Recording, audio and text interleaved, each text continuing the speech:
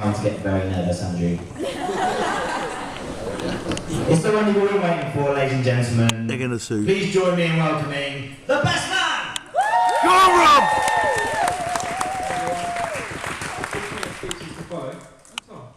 What are you doing? I thought I was the best man. That's a bit awkward.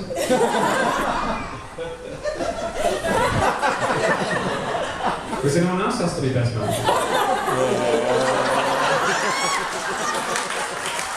Alright.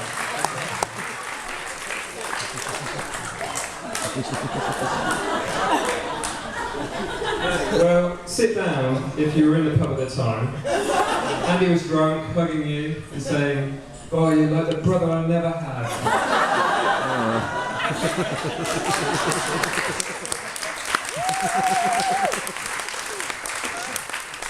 Okay, bit of a false start there, bit of a false start. I'll try this one again. 2 years ago, the best man, the real best man, was married. And that day, his brother was his best man. And it was all going really well to the best man speech, which basically left his reputation in tatters. Especially the revelation about the stash of magazines he kept under his bed. It was Computer Weekly, and it was only for the support of his caring wife, his beautiful baby daughter, that he's rehabilitated and can be here in front of you today. So this, ladies and gentlemen, is what we like to call payback time. Ladies and gentlemen, Andy's brother Rob, the best.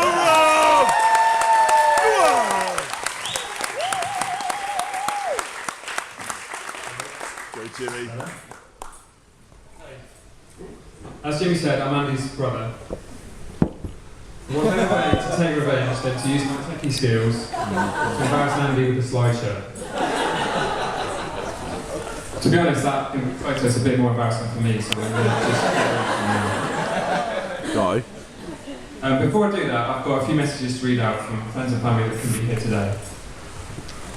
First of all, from Uncle Gareth and Auntie Jen, who say, "We're devastated not to be in Alnwick, personal circumstances keeping us at home. However, Andy and Liz have our sincere congratulations on their special day, and we hope they have a long and happy life together." Amongst all the cynical aphorisms that surround the state of marriage, there are one or two truisms. Nietzsche said, "It's not the lack of love, but the lack of friendship that makes unhappy marriages." We hope Liz and Andy have both. Yep.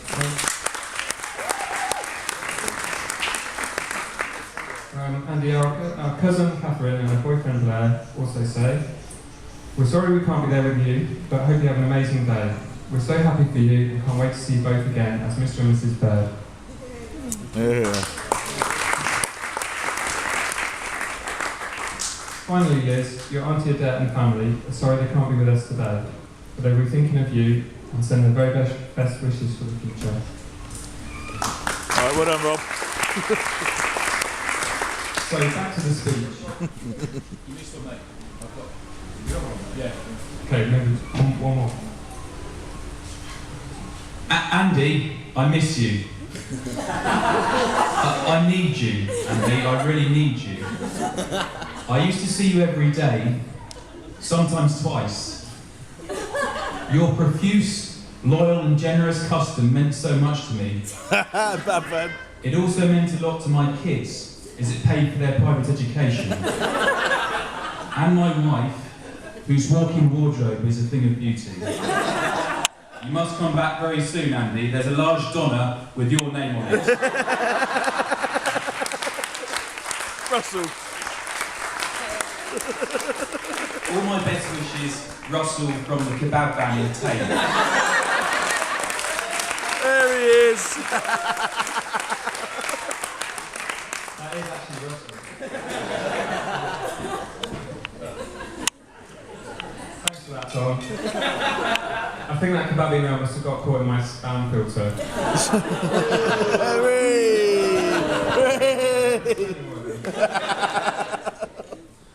So I thought writing this speech was going to be the easiest job in the world.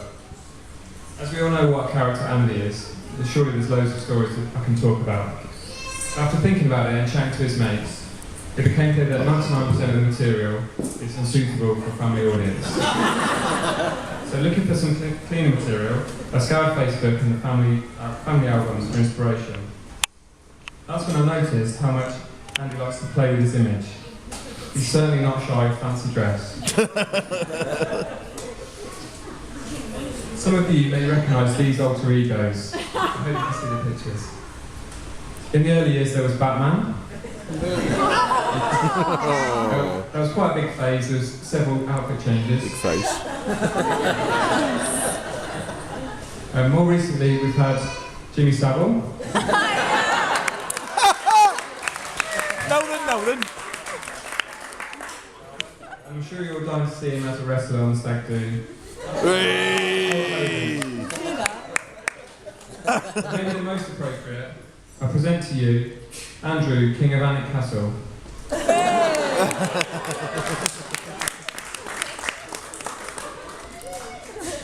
Liz, Andy's probably told you he's a man of many talents. An extreme sportsman, a gourmet chef, and a jazz guru. These are just a few of the personas he's adopted over the years. But now that you've tied the knot and there's no going back, I'd like to take you and everyone here today on a journey in search of the real Andy. Comedy slide to go with that.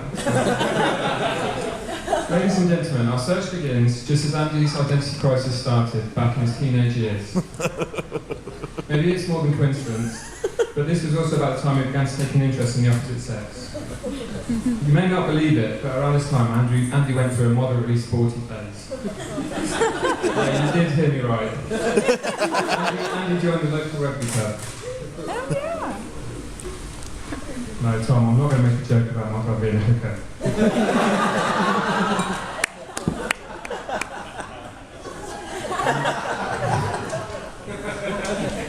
There are many theories as to why Andy joined Chinner Rugby Club. Was it his love of the sport? Or perhaps the macho image? Or simply the club's relaxed attitude to underage drinking? But my research has uncovered that this exercise regime was all part of a greater plan to impress the ladies. As this gem from his Year 8 school report for dance lessons shows, I need to improve on my general fitness so I can do more complex dance moves.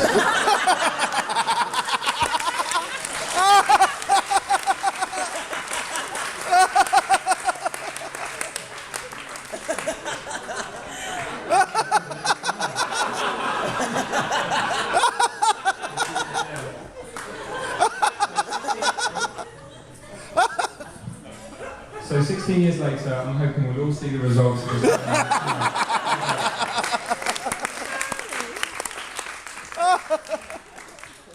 As you may have guessed, Andy struggled to keep up the sporting persona for long.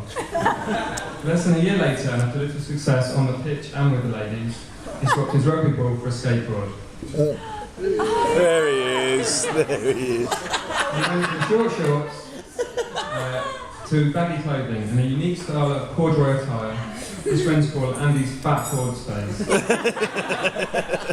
Ladies and gentlemen, picture this. A fresh-faced 14-year-old boy wearing extra large brown corduroy shorts, a Hawaiian shirt and thick beads around his neck.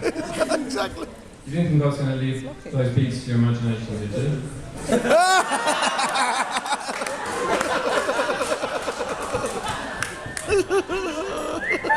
Now, to complete this look, Andy wanted to spike his hair. In his mind, he pictured himself as Johnny Rotten heading up Sex Pistols. Maybe something like this. Jesus. But being an alternative guy, he didn't want to use anything as mainstream as hair gel. According to Andy, only chavs wore hair gel. It's so good. So, ladies and gentlemen, what did he use? Wax? Brill cream? Mousse? No, Andy decided soap would give the perfect tone. Yeah. The soap style barnet was a massive success. That is until it started to rain, causing the soap to run down into his eyes, not only inflicting a massive amount of pain, but making him look like he'd been crying, much to his mates' amusement. At this delicate point in Andy's life, he was changing styles more often than underwear. He tried anything to impress the ladies. Literally. Yeah. Racing fast cars at Silverstone, Hey. jumping out of planes. That is real.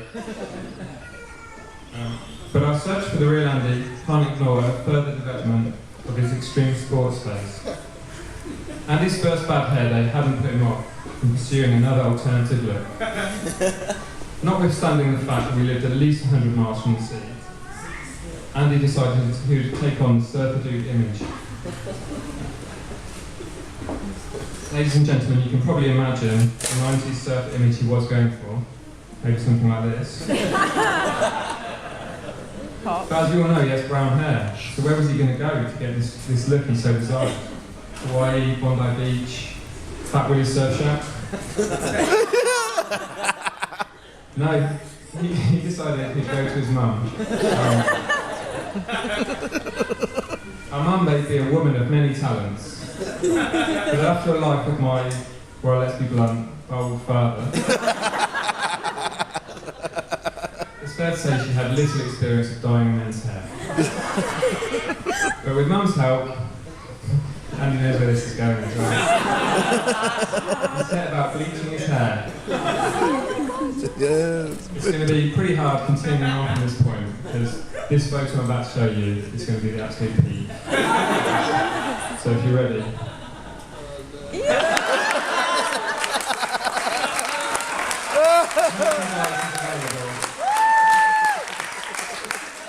Maybe fridge magnets, posters.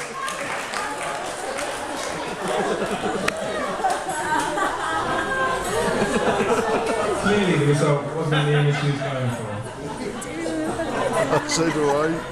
As much as his mates tried to persuade him he looked amazing, he realised the only option was to shave it all off. So out came the clippers. Sadly for Andy, our story doesn't stop there. You see, the bleach had only taken root in certain parts of his head, so when he shaved it all off, it left a kind of leopard skin effect. Yeah, that was right. Leaving Andy with no choice but to get out a big razor and go for the skinhead look. He picked The it. result left him looking more like a member of Right Said Fred, or maybe the third Mitchell brother. That's brilliant. Look at that.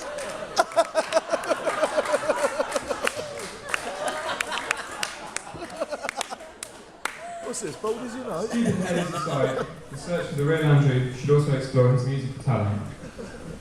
I don't mean his efforts on the harmonica, the trombone, or even the didgeridoo. Hey. To be fair, I don't think anyone's ever sounded any good on the didgeridoo. But it was finding the sax that saw Andy enter his jazz guru phase. I'm not sure this image did much for Andy's popularity. Frustrated by his lack of success with the ladies, he disappeared a lot over the next 6 months, locking himself away in his bedroom, playing with his instrument. Hey. Moving swiftly on to more recent times, in which Andy's passion for music has been overtaken by his love of food and cooking.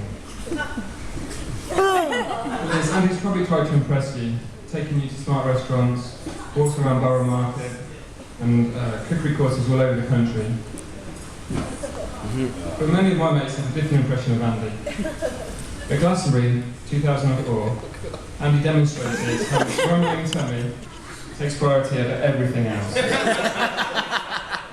Following a stormy night under canvas, we awoke to find a river flowing past the tent and all our possessions floating away in the mud.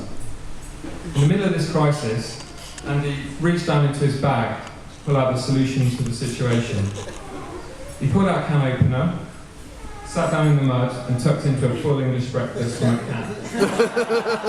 Cold as well. It's So a he's good not hat. exactly the wannabe Heston Blumenthal who has you believe. So in our search for the real Andy, you can see a common theme emerging. Good 23% Bernie.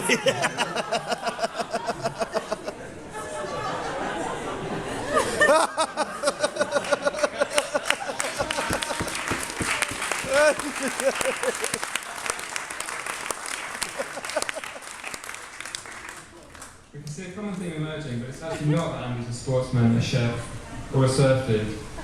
The truth is that Andy has an infectious enthusiasm for life and a sense of adventure that make him a true fun magnet.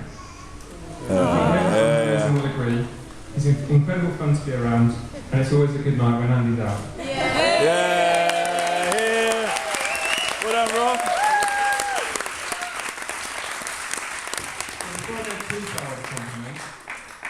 No speech would be complete without mentioning Andy's embarrassing problem. It's a problem he suffers from late at night. And Liz, I just hope it won't ruin your wedding night tonight. You see, Andy's had a lifelong battle with alcohol-induced narcolepsy. With a few too many drinks, he just can't stop himself falling asleep.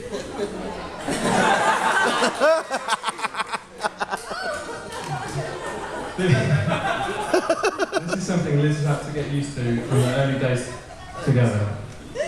Just ask Liz at the bar later, by the time Andy took her out to a restaurant, only to fall asleep at the table, leaving Liz to frisk him for his wallet to pay the bill.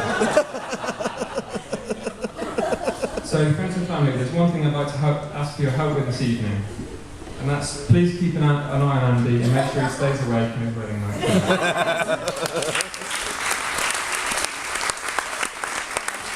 That's good. Top speech. That's awesome. Calling Andy a fun magnet doesn't do him justice. He has a passion for more than just fancy dress and parties. Andy embraces everything life has to offer. He loves to try new things, meet new people, and be the life and soul of any party. Yeah. He has a cheeky grin and a really positive attitude to life that make him incredibly likeable. He's warm, outgoing, and generous, and makes friends wherever he goes. I'm sure everyone here from Liz's side of the family will recognise those same exact qualities in Liz. Yeah.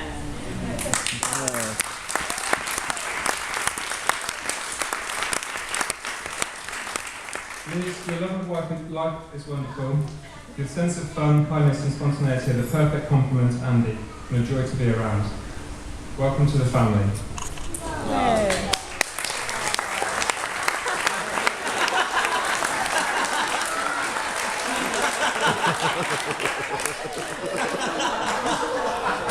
So with Liz, as you can see, Andy's found his perfect match.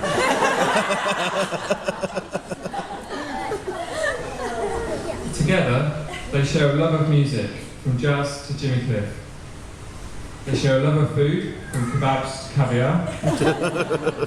And they share a love of wine, from anywhere.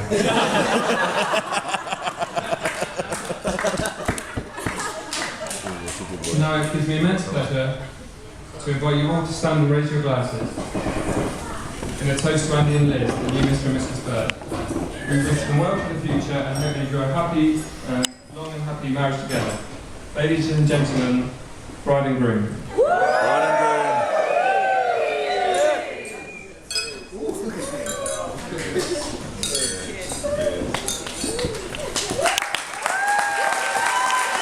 Well done, Rob.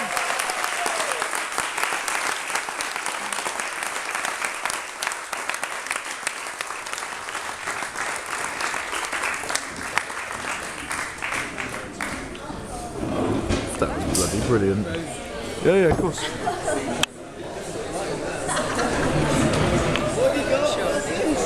Mitchell's.